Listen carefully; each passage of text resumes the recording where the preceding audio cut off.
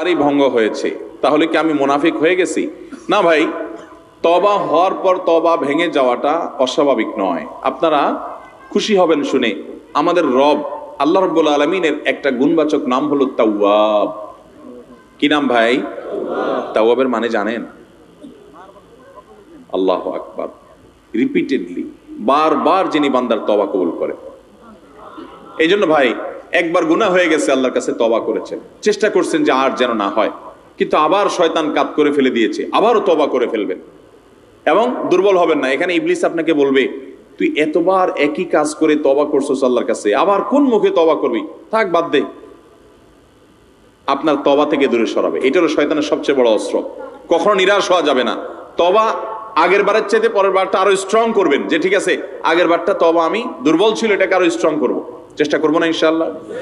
তাহলে তওবা বারবার করতে হবে, বারবার করতে হবে।